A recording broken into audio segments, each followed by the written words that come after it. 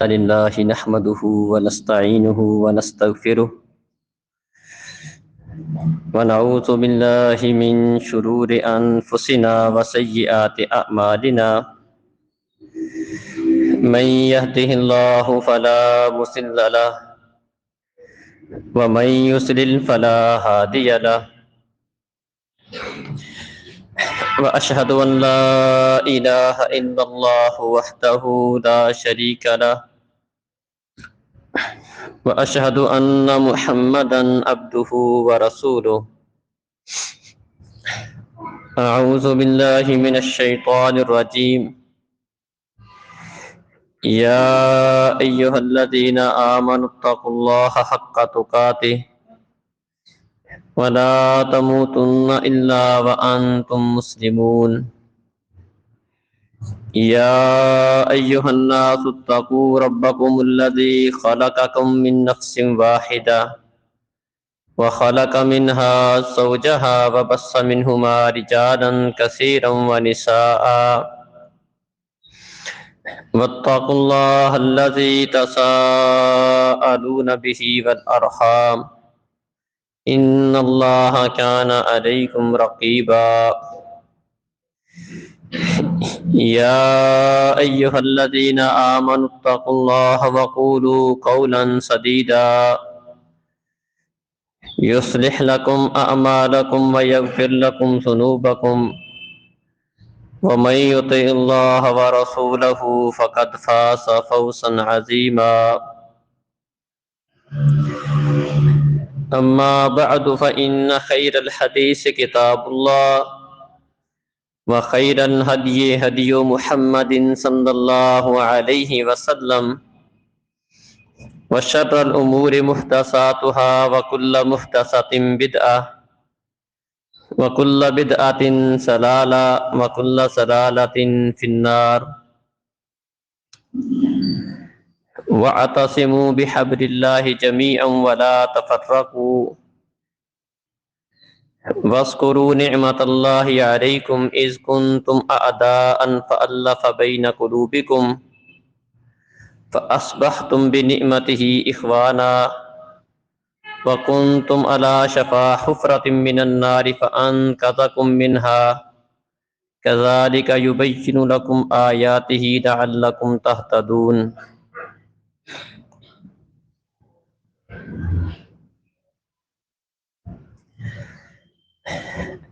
محترم عزیز بھائیوں اور بزرگوں، معزز ماؤں بہنوں،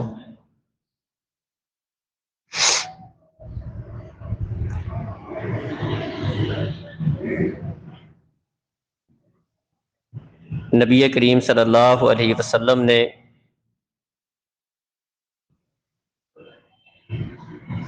مدینہ میں جس معاشرے کی بنیاد رکھی تھی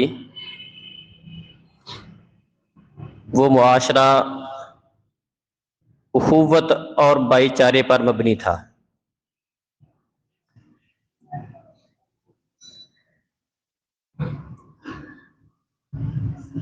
اسلام کی آمد سے پہلے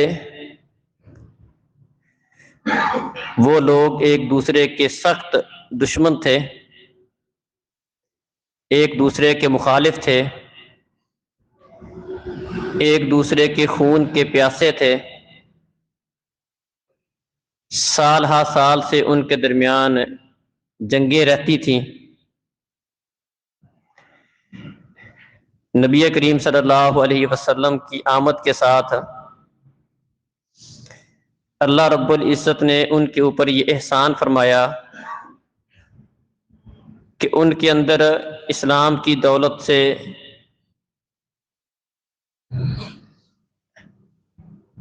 اسلام کی دولت کے ساتھ نوازنے کے ساتھ اللہ رب العزت نے انہیں آپس میں ایک دوسرے کا بھائی بنا دیا اور ان کے دلوں میں ایک دوسرے کے لیے محبت اور الفت رکھ دی۔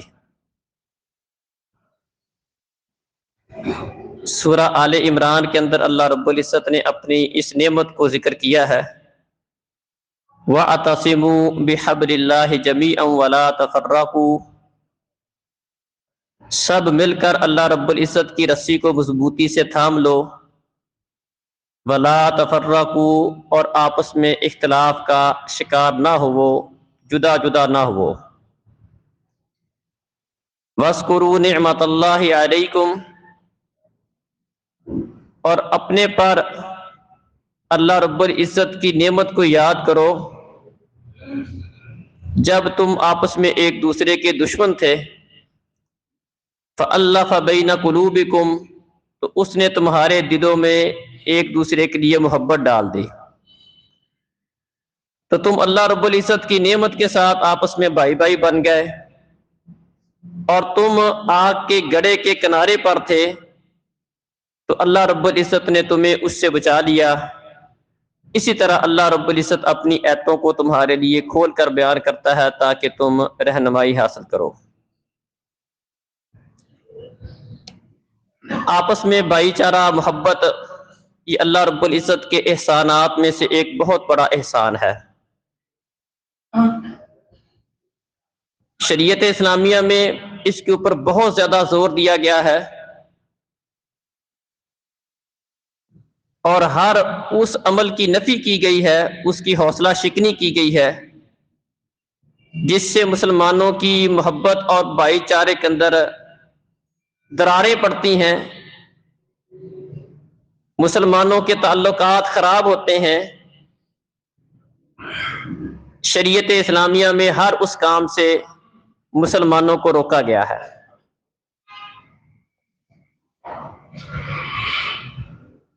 صحیح مسلم میں حدیث ہے، نبی کریم صلی اللہ علیہ وسلم نے فرمایا، المسلم اخو المسلم، مسلمان مسلمان کا بھائی ہے، لا یظلمہ، وہ اس پر زیادتی نہیں کرتا ہے، ظلم نہیں کرتا ہے، ولا یخذلہ، اور نہ ہی وہ اسے بے یار و مددگار چھوڑتا ہے،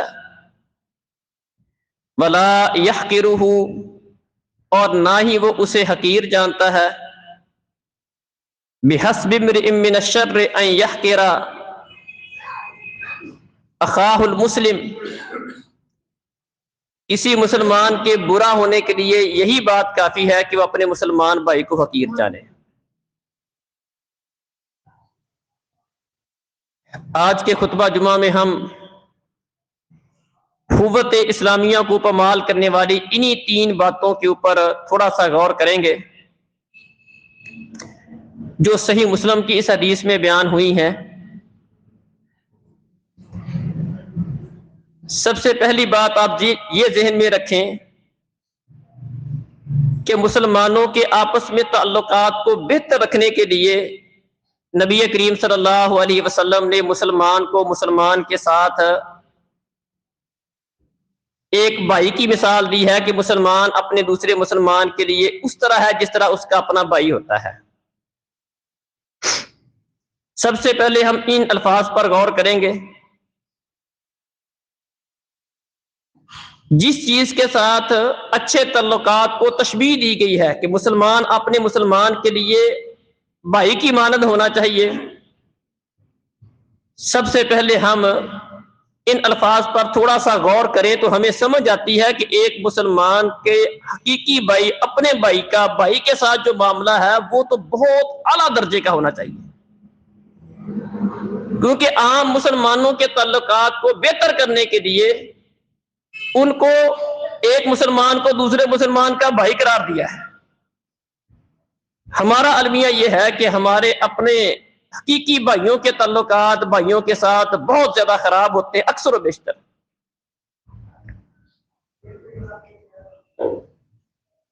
شیطان کی شروع سے یہ کوشش ہے اور اسے یہ چیز بہت پسند ہے کہ وہ مسلمانوں کے آپس میں تعلقات، آپس میں رشتہ داری اس کو خراب کرے، اور یہ چیز اس کو بہت زیادہ محبوب ہے۔ حدیث میں آتا ہے کہ شیطان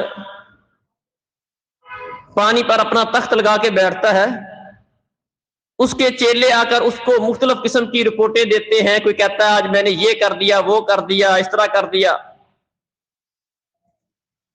کسی کو اتنی اہمیت نہیں دیتا جتنی اہمیت اس کو دیتا ہے جو یہ کہتا ہے، یہ رپورٹ دیتا ہے کہ آج میں نے 2 میاں بیوی کی آپس میں لڑائی کروا دی،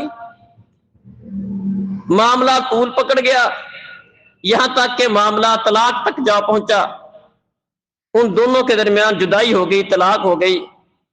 شیطان کہتا ہے تو نے بڑا کام کیا ہے، اس کو اپنے قریب کرتا ہے، اس کے ساتھ جفی ڈالتا ہے، اسے گلے ملتا ہے اور اپنے ساتھ اسے تخت پر بٹھاتا ہے کہ تو بڑا کام کر کے آیا ہے.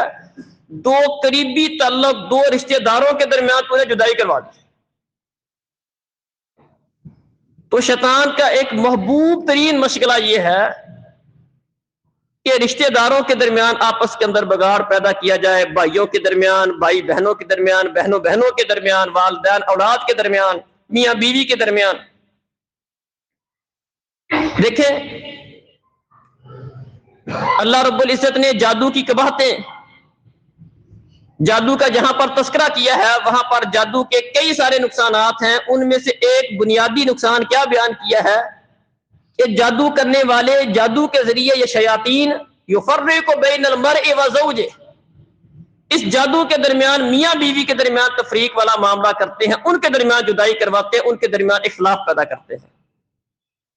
تو اس سے بھی آپ اندازہ کریں کہ شیطان کا محبوب ترین مشغلہ کیا ہے.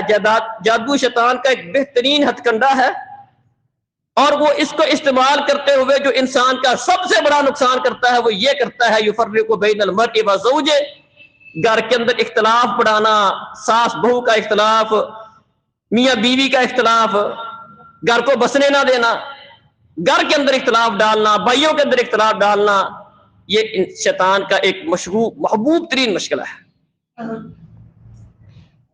اس حدیث میں مسلمان کے تعلق کو مثالی قرار دینے کے لیے جس چیز کے ساتھ تشبیہ دی گئی ہے وہ یہ تشبیہ دی گئی ہے کہ مسلمان آپس میں اس طرح ہے جس طرح کے اس کا حقیقی بھائی ہوتا ہے. تو سب سے پہلے یہ بات سوچنے کی ہے کہ ہمارا اپنے حقیقی بھائیوں کے ساتھ تعلق کس طرح کا ہے. ایک عام مسلمان کے ساتھ تعلق کو تشبیہ جس کے ساتھ دی گئی ہے وہ کس طرح کا ہے. اگر حقیقی بھائیوں کے ساتھ تعلق خراب ہوگا تو عام مسلمانوں کے ساتھ ہمارا تعلق اچھا کیسے ہو سکتا ہے.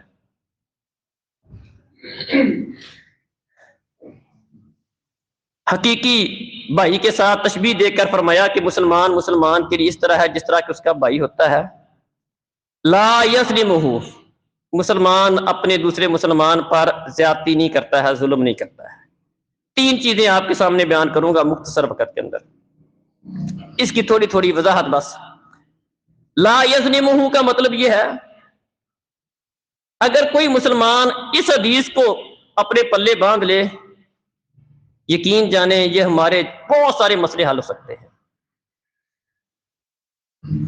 دوسرے کو نقصان پہنچانا، کاروبار کے اندر، وراثت کے اندر، لین دین میں، دیگر اس طرح کے معاملات ہیں. کوئی کسی کا ملازم ہے اس کا نقصان کر رہا ہے، کوئی چیز لینے جا رہا ہے وہاں سے اسے نقصان ہو رہا ہے، ملاوٹ، 2 نمبری، رشوت، یہ سارے معاملات اگر صرف اور صرف پیارے نبی کے اس فرمان کے اوپر غور کر لیں کہ مسلمان کا وصف کیا ہے، مسلمان کی صفت یہ ہے کہ وہ دوسرے پر زیادتی نہیں کرتا.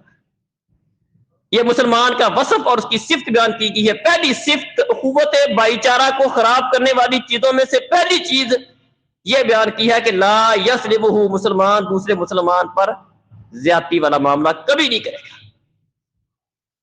خود زیادتی برداشت کر لے گا، عاجزی انکساری کو پسند کرے گا، لیکن دوسرے پر زیادتی اور ظلم والا معاملہ نہیں کرے گا. اس زیادتی کا تعلق بندے کی زبان کے ساتھ ہو، اپنی زبان کے ساتھ کسی دوسرے کو کوئی سخت بات کرنا، کسی کی غیبت کر دینا، چغلی کر دینا، کسی پر بہتان لگا دینا، اس طرح کے معاملات نہیں کرے گا. اس کا تعلق بندے کے ہاتھ کے ساتھ ہو، اس کا ہاتھ نجائز کسی پر اٹھے گا نہیں. اس کا تعلق مالی معاملات کے ساتھ ہو، مالی معاملات میں کوئی مسلمان فرمایا اس طرح کا نہیں ہوتا. جو حقیقی مسلمان ہے وہ بھائی کی طرح ہوتا ہے اور وہ اس کے اوپر زیادتی نہیں کرتا، ظلم نہیں کرتا. اس کے اندر جتنے مالی معاملات ہیں، کوئی وراثت کا مسئلہ آ گیا، کسی کے پیسے دبانے کا مسئلہ آ گیا، کسی کا حق کھانے کا مسئلہ آ گیا، ساری چیزیں اس کے اندر آ جاتی ہیں۔ بلکہ مسلمان کا جو وصف بیان کیا گیا ہے وہ یہ ہے، ظلم و زیادتی کرنا تو دور کی بات، مسلمان ایک دوسرے کا احساس کرنے والا ہوتا ہے۔ فرمایا لا یؤمن عبد حتی یحب لاخیہ ما یحب لنفسہ، قربان جائیں، دوسرے پر زیادتی کرنا، ظلم کرنا، دوسرے کا حق کھا جانا، دوسرے کو مارنا، دوسرے کے خلاف سخت زبان استعمال کرنا، اس کی غیبتیں کرنا، اس کی چغلیاں کرنا، اس کی برائیاں کرنا، اس کو نقصان پہنچانے کی کوشش کرنا، یہ تو بڑی دور کی بات ہے۔ فرمایا مسلمان تم میں سے کوئی بندہ اتنی دیر تک صحیح معنوں میں مومن نہیں بن سکتا جب تک اپنے بھائی کے لیے وہ چیز پسند نہیں کرتا جو اپنے لیے پسند کرتا ہے۔ جو عزت، جو رفت، جو بلندی، جو رویہ، جو سلوک اپنے لیے پسند کرتا ہے وہ اپنے بھائی کے لیے پسند کرتا ہے۔ یہ مسلمان کی شان ہے۔ دوسرے پر زیادتی تو بہت دور کی بات ہے۔ ایک حقیقی اسلامی معاشرہ کس طرح کا ہوتا ہے؟ جس میں مسلمان آپس میں ایک دوسرے کا احساس کرنے والے ہوتے ہیں، اس کے لیے وہی بات پسند کرنے والے ہوتے ہیں، وہی چیز پسند کرنے والے ہوتے ہیں، اسی طرح کی عزت والا معاملہ پسند کرنے والے ہوتے ہیں جو چیزیں اپنے لیے پسند کرتے ہیں۔ اور ایک مسلمان کے دل میں دوسرے مسلمان کے لیے ہمیشہ خیر خواہی والا جذبہ ہوتا ہے۔ ظلم زیادتی میں نے کہا بڑی دور کی بات، مسلمان ہمیشہ اپنے بھائی کی بھلائی کی سوچتا ہے، اس کے فائدے کی سوچتا ہے، دوسرے کا فائدہ ہو جائے۔ الدین النصیحہ، دین سارے کا سارا خیر خواہی کا نام ہے۔ مسلمان ہمیشہ اپنے بھائی کی خیر خواہی سوچتا ہے، اس کا بھلا سوچتا ہے، اس کا فائدہ سوچتا ہے۔ یہ حقیقی مسلمان کی اس کے وصف، اس کی خوبیاں بیان کی جا رہی ہیں کہ ایک حقیقی معنوں میں جو مسلمان ہوتا ہے وہ ہوتا ہے جو اپنے مسلمان بھائی کی خیر خواہی کرتا ہے۔ اس کو نقصان پہنچانا تو دور کی بات، وہ اس کا فائدہ سوچتا ہے کہ میرے بھائی کا فائدہ کس طرح ہوگا۔ اللہ اکبر۔ اگر یہ ہماری سوچ بن جائے، ہمارے معاشرے کا یہ رجحان بن جائے کہ میں نے دوسرے کا بھلا سوچنا ہے، کوئی کسی کو ڈنڈی نہیں لگائے گا، ساری بات ہے۔ کوئی کسی کی وراثت کھا جائے یہ تو دور کی بات کہ میں نے اس کا بھلا سوچنا، میں نے اس کا فائدہ کرنا۔ انفق علیک، ایک اسلامی معاشرہ جس کے اندر یہ تربیت کی گئی ہے کہ آپ دوسروں پر خرچ کرو، دوسروں کا حق کھانا تو دور کی بات، اس میں یہ بتایا گیا ہے کہ دوسروں کو دو بھائی۔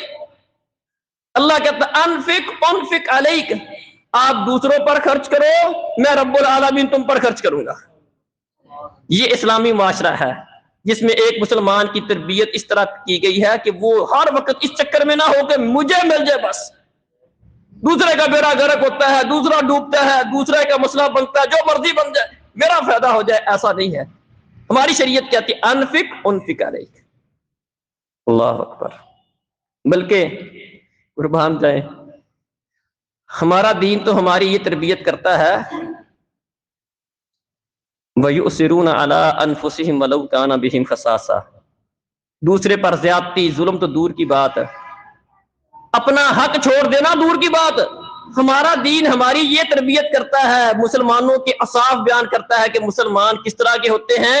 وَيُؤْثِرُونَ عَلَىٰ أَنفُسِهِمْ وَلَوْ كَانَ بِهِمْ خَصَاصَةٌ، انہیں خود ضرورت ہو، اپنی ضرورت پر اپنے دوسرے مسلمان بھائیوں کی ضرورت کو ترجیح دینے والے ہوتے ہیں، خود بھوکے رہ کر دوسروں کا پیٹ پالنے والے ہوتے ہیں۔ یہ مسلمانوں کے معاشرہ، اس کے اوصاف اللہ قرآن میں بیان کرتا ہے۔ صحابہ کا وصف بیان کیا، مشہور حدیث آپ نے سن رکھی ہے۔ صحابی رسول مہمان کو گھر لے گئے تھے، گھر میں صرف بچوں کا کھانا تھا، بیوی کو کہہ دیا اللہ کے رسول کے مہمان آئے ہیں، ان کو کھانا کھلانا ہے۔ وہ کھانا جو بچوں کے لیے رکھا ہوا ہے، صرف بچوں کے لیے روٹی کے کچھ ٹکڑے ہیں، وہ بچوں کے لیے رکھے ہوئے ہیں۔ کہنے لگے کہ بچوں کو ذرا بہلا کر سلا دینا، اور وہ کھانا اللہ کے رسول کے مہمان کو پیش کریں گے، اور بہانے سے دیا پہلے جلانا، پھر بہانے سے دیا کو صحیح کرنے کے بہانے اس کو بجھا دینا، تاکہ مہمان یہ سمجھے کہ میزبان بھی کھانے میں ہمارے ساتھ شریک ہیں۔ اس طرح اللہ کے رسول کا مہمان پیٹ بھر کے کھا لے۔ اللہ نے یہ منظر آسمانوں پر دیکھا، اپنے نبی پر قرآن نازل کر دیا وَيُؤْثِرُونَ عَلَىٰ أَنفُسِهِمْ وَلَوْ كَانَ بِهِمْ خَصَاصَةٌ، انہیں خود ضرورت ہوتی ہے، اپنی ضرورت پر دوسروں کو ترجیح دیتے ہیں، بھوکے رہ کر دوسروں کو کھانا کھلاتے ہیں۔ یہ ایک اسلامی معاشرہ ہے جس میں ہماری تربیت اس طرح کی گئی ہے کہ مسلمان اپنے آپ پر دوسروں پر ظلم کرنا، زیادتی کرنا، کسی کا حق کھا جانا، یہ تو بڑی ایک گھٹیا سی فضول سی بات ہے۔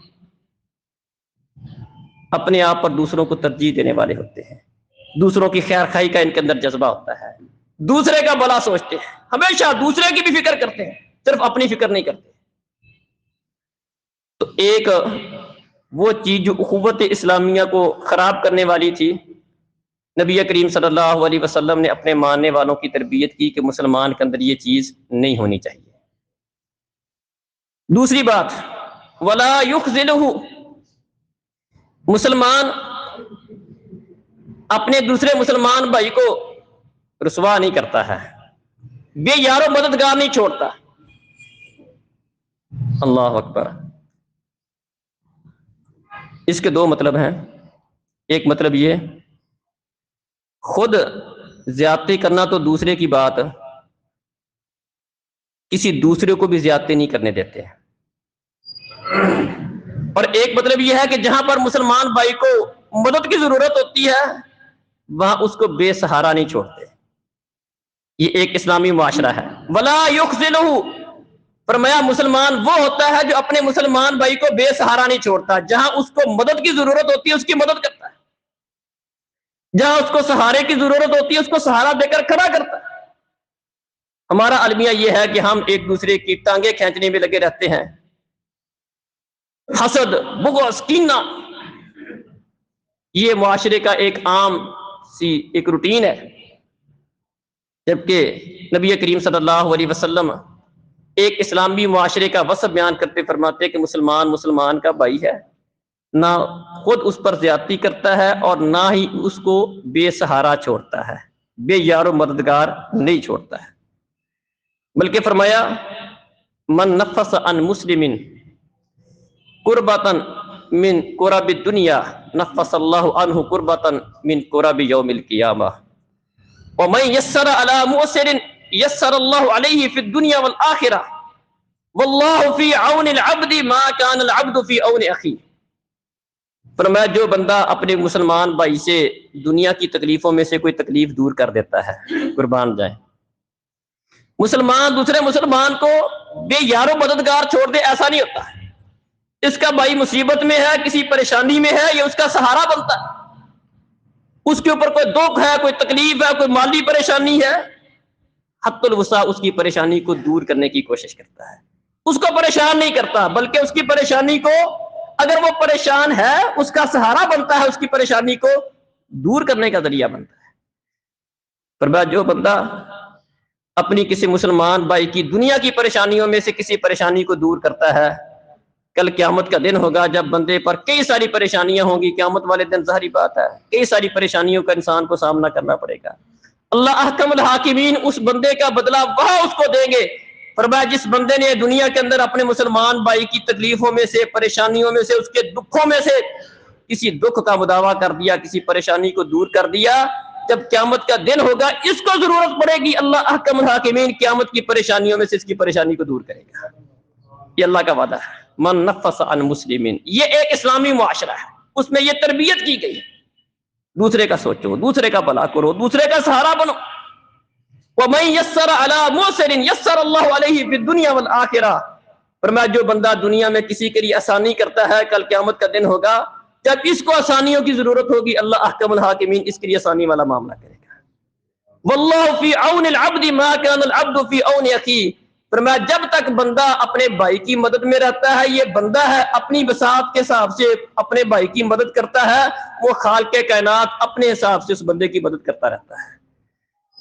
یہ ایک مسلمان کی تربیت کی گئی ہے کہ مسلمان اپنے مسلمان بھائی کو بے سہارا نہیں چھوڑتا، بے یار و مددگار نہیں چھوڑتا، خود اس پر زیادتی نہیں کرتا، دوسرے کو بھی نہیں کرنے دیتا۔ اس کا ایک مطلب یہ بھی ہے، خود زیادتی نہیں کرتا، دوسرے پر غیبتیں کرے، چگلیاں کرے، اس کی برائیاں کرے، خود بھی ایسا نہیں کرتا، زیادتی نہیں کرتا، دوسرے کو بھی نہیں کرنے دیتا۔ کسی مجلس میں بیٹھا ہے، اس کے سامنے اس مسلمان بھائی کی غیبتیں کی جا رہی ہیں، چگلیاں کی جا رہی ہیں، مزے لے کر سن رہا ہے، ایسا نہیں ہوتا۔ ولا یخذلہ، جہاں اس کو مدد کی ضرورت ہوتی ہے اس کی مدد کرتا ہے، وہاں اس کے کام آتا ہے۔ پیارے نبی صلی اللہ علیہ وسلم فرماتے ہیں من رد عن ارض اخیہ، جو بندہ دنیا کے اندر اپنے کسی مسلمان بھائی سے اس کی عزت کا دفاع کرتا ہے، من رد عن ارض اخیہ بالغیب رد اللہ عن وجہ النار یوم القیامہ، کل قیامت کا دن ہوگا، اللہ احکم الحاکمین، جس طرح اس بندے نے اپنے بھائی کی غیر موجودگی میں اس کی عزت کا دفاع کیا، کوئی اس کے متعلق غلط بات کر رہا تھا، اس نے روکا اس کو، نہیں بھئی یہ غیبت ہے، یہ چگلی ہے، یہ بہتان ہے، نہیں کرے ایسی بات، خود مزے لے لے کر سنتا نہیں ہے بلکہ روکتا ہے۔ یہ ہے ولا یخذلہ، جہاں ضرورت ہوتی ہے اس کے دفاع کی، اس کا دفاع کرتا ہے۔ فرمایا جو بندہ اپنے کسی مسلمان بھائی کی غیر موجودگی میں اس کی عزت کا دفاع کرتا ہے، کل قیامت کا دن ہوگا، ترمذی میں حدیث ہے، اللہ احکم الحاکمین اس بندے کے چہرے سے جہنم کی آگ کو دور کریں گے۔ جس نے اپنے بھائی کی عزت سے، ذلت کو بچایا ہے، اس کو رسوا ہونے سے بچایا ہے، اس کی بےزتی کی جا رہی تھی، اس کی توہین کی جا رہی تھی، اس کی خامیوں کو بیان کیا جا رہا تھا، اس کی برائیوں کو بیان کیا جا رہا تھا، وہاں اس نے کوئی خیر والی بات اس کے متعلق کر دی، کسی کو منع کر دیا کہ ایسا نہیں کرو۔ دفاع کئی طریقے سے ہو سکتا ہے۔ دیکھیں ایک بندے کی خامیاں آپ کے سامنے کوئی بیان کر رہا ہے، ہر بندے میں خوبیاں بھی ہوتی ہیں، خامیاں بھی ہوتی ہیں، آپ اس مجلس میں اس کی خامیوں کو ٹوک کر اس کی خامیوں کو ٹوک کر اس کی کوئی خوبی بیان کر دیں، یار وہ بندہ ایسا بھی ہے۔ پیارے نبی ایک مجلس میں تھے، اسی نے بیان کیا وہ فلاں آدمی جو ہے جی وہ اس طرح ہے جی، پیارے نبی فرماتے ہیں جہاں تک مجھے پتا ہے نا وہ اللہ اس کے رسول کے ساتھ محبت کرتا ہے، لہذا اس طرح کی بات نہیں کرو۔ آپ نے اس کا دفاع کیا، جہاں تک آپ کو معلومات ہے کوئی خیر والی بات اس کے متعلق آپ جانتے ہیں، خیر والی بات آپ بھی کریں، جا کے چسکے لے کر وہ بات آپ سننا شروع کر دیں، ایسا نہیں ہے۔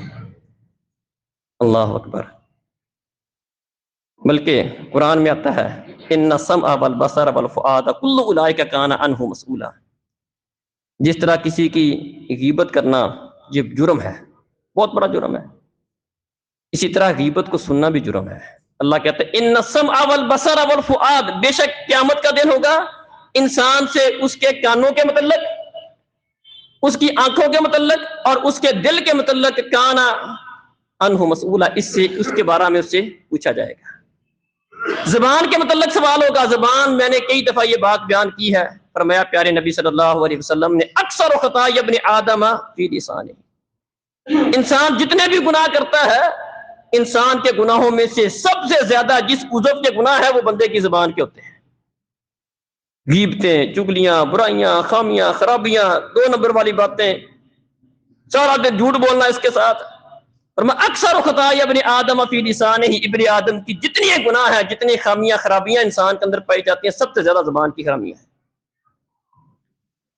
اسی طرح کانوں کی برائی ہے، کانوں کی برائی کیا ہے؟ کانوں کے ساتھ غلط بات سنتا ہے۔ من رآ منکم منکرا فلیغیرہ بیدہ، فرمایا جو کسی منکر کو دیکھے اس کو روکے، چسکے لے کر اس کو آگے بیان نہ کرے، سنتا نہ چلا جائے، بلکہ اپنے مسلمان بھائی کا دفاع کرے۔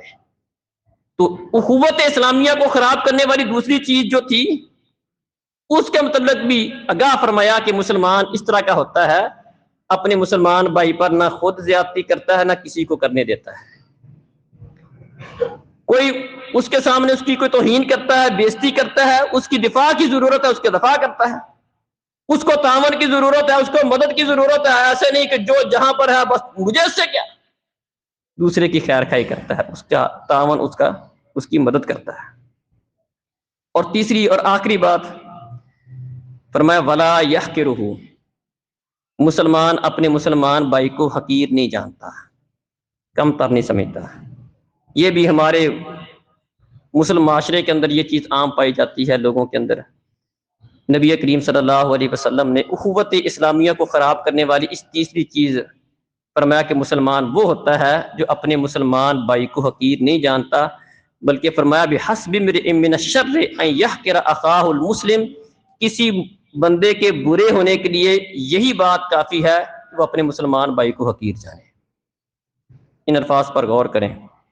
किसी बंदे के अंदर और कोई खामी नहीं है, कोई खराबी नहीं है, उसमें सिर्फ और सिर्फ इतनी खामी, इतनी खराबी है कि अपने मुसलमान भाई को हकीर जानता है, फरमाया इसके बुरे होने के लिए यही खामी काफी है।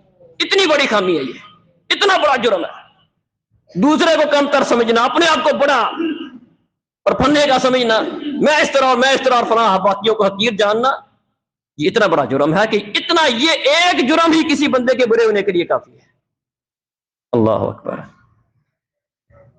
नबी करीम सल्लल्लाहु अलैहि वसल्लम ने एक मौके पर फरमाया, कुलू वशरबू वला वतसद्दकू फी गैर सराफिन वला मखीदा।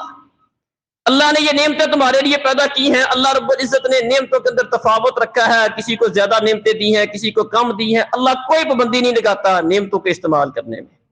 फरमाया खाओ पियो, सदका भी करो, पहनो भी, लेकिन दो बातें याद रखो, फी गैर सराफिन वला मखीला, एक हद से नहीं बढ़ो, इसराफ नहीं करो, फजूल खर्ची नहीं करो, और दूसरा तकब्बर नहीं आना चाहिए। अच्छा खाना, अच्छा पहनना, इसकी इजाजत दी गई है, कोई मसला नहीं है। बल्कि एक बंदा आया कहने लगा, अल्लाह के रसूल, अल्लाह ने मुझे कई सारी नेमतें दे रखी हैं, मैं चाहता हूं मेरा कपड़ा अच्छा हो, मेरा जूता अच्छा हो, ये चीज तकब्बर में शुमार होती है? कहा नहीं नहीं, ये तकब्बर में शुमार नहीं होती। नेमतों का इस्तेमाल करना कोई तकब्बर नहीं है, बल्कि अल्लाह रब्बुल इज्जत इस बात को पसंद करते हैं कि अल्लाह अहकमुल हाकिमीन, जिस बंदे को अल्लाह ने नेमत दे रखी है उसके ऊपर वो नेमत का असर नजर आना चाहिए। ये तकब्बर में नहीं है। तकब्बर क्या है? फरमाया तकब्बर ये है, वो तकब्बर जिसके मतलब फरमाया, जिस बंदे के दिल में मन काना फी कल्बिही मिस्काल ज़र्रतिन मिनल किब्र, जिस बंदे के दिल में एक राई के बराबर, एक राई के दाने के बराबर भी तकब्बर होगा, उसको मैं अपनी जन्नत में दाखिला नहीं दूंगा। ये तकब्बर, दूसरे को हकीर जानना, दूसरे को कमतर जानना और अपने को बड़ा समझना, अल्लाह को इस कदर नापसंद है। फरमाया अल किब्रो रिदाई, ये बड़ापन, ये किबर, ये मेरी चादर है। बंदे के लिए लायक ही नहीं है कि बड़ा बनता फिरे, अपने आप को बहुत कुछ समझे, दूसरों को हकीर समझता फिरे, कमतर समझता फिरे। बहुत सारे लोग ऐसे होते हैं, गाड़ी पर बैठे हो बेचारे रेहड़ी वाले को तो कुछ समझते कुछ नहीं है। कईयों को मैंने ऐसे सुना है, कोई थोड़ा सा बेचारे से मिस्टेक हो जाए तो उसको गालियां देना और उसको पता नहीं किस तरह की बातें करना,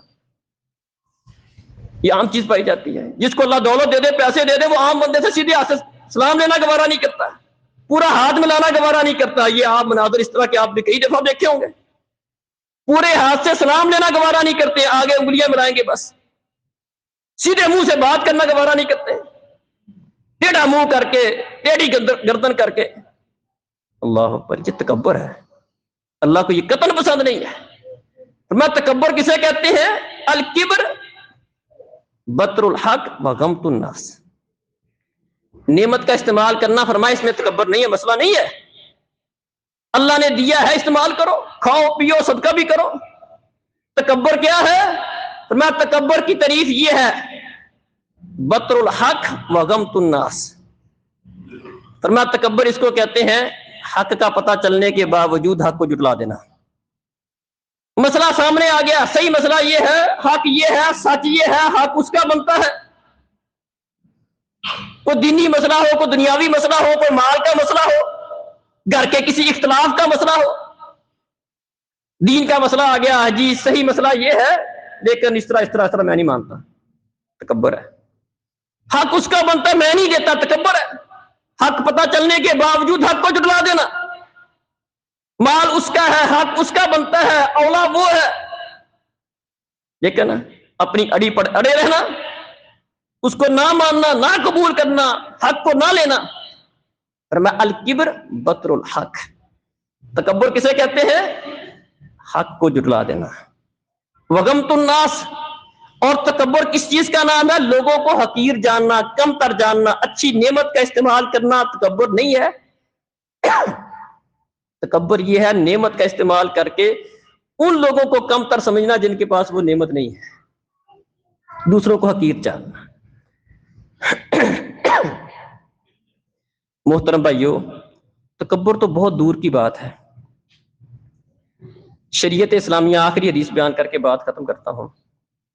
नबी करीम सल्लल्लाहु अलैहि वसल्लम ने फरमाया, فرمایا اذا کنتم ثلاثۃ فلا یتناجسنان دون الاخر، کسی جگہ پر اگر 3 بندے ہوں تو 2 آدمی تیسرے کو چھوڑ کر آپس میں سرگوشی نہ کریں۔ الفاظ پر ذرا غور کریں۔ کسی مجلس میں 3 بندے ہیں، فرمایا ایسا نہیں ہونا چاہیے کہ 2 بندے آپس میں کان میں بات کرنا شروع کر دیں اور تیسرے کو تنہا چھوڑ دیں۔ اللہ اکبر۔ اخوت اسلامیہ جس کا درس ہمارا دین دیتا ہے وہ کس قدر اعلیٰ درس ہے۔ اتنی سی بات کا بھی احساس کیا گیا ہے کہ 2-3 بندے 2 آپس میں چھوڑ کر 2 بندے تیسرے کو چھوڑ کر آپس میں سرگوشی کریں گے۔ فرمایا ایسا نہ کریں، من اجل ان ذالک یحزنہ، اس کی وجہ کیا بیان فرمائی؟ فرمایا ایسا کرنے سے تیسرا بھائی اس کا پریشان ہو جائے گا۔ اتنی سی بھی پریشانی شریعت اسلامیہ اپنے بھائی کی گوارا نہیں کرتی ہے کہ 3 بندے 2 آپس میں بات کر رہے ہوں، تیسرے بندے کے دل میں بات ہے یار پتہ نہیں کون سی بات تھی، مجھے شریک نہیں کرنا مناسب سمجھا، یا پتہ نہیں میرے خلاف کوئی بات کر رہے ہیں۔ اتنی سی اپنے بھائی کی پریشانی شریعت اسلامیہ برداشت نہیں کرتی ہے۔ آپ اس سے اندازہ کر لیں باقی جو ہم دوسروں کو پریشان کرتے ہیں اپنے مختلف رویوں کے ساتھ، دوسرے کو حقیر جاننے کے ساتھ، دوسرے پر ظلم کرنے کے ساتھ، زیادتی کرنے کے ساتھ، دوسرے کا حق کھا جانے کے ساتھ، اس کا معاملہ کیا ہوگا؟ اتنی سی پریشانی شریعت اسلامیہ نے برداشت نہیں کی کہ 3 بندے تو سرگوشی کرنے لگ جائیں، آپس میں کان میں بات کرنے لگ جائیں، تیسرے بندے کے دل میں صرف اتنی سی بات آتی ہے، لازمی نہیں ہے کہ وہ اس کے خلاف بات کر رہے ہوں، صرف اتنی سی بات آتی ہے کہ یار یہ 2 بات کر رہے ہیں، مجھے کم تر سمجھا ہے، مجھے ساتھ شامل نہیں کیا ہے، پتہ نہیں کون کیوں کیا وجہ ہے، مجھے اس قابل نہیں سمجھا۔ اتنی سی بات بھی اس کے دل میں جو آ جائے شریعت اس کو بھی پسند نہیں کرتی ہے۔ اتنا سا اس کو حقیر کم تر سمجھنا، اتنا سا اس کو غمگین اور پریشان کرنا، اس کی اجازت نہیں دیتی شریعت اسلامیہ۔ تو محترم بھائیوں اور بزرگوں،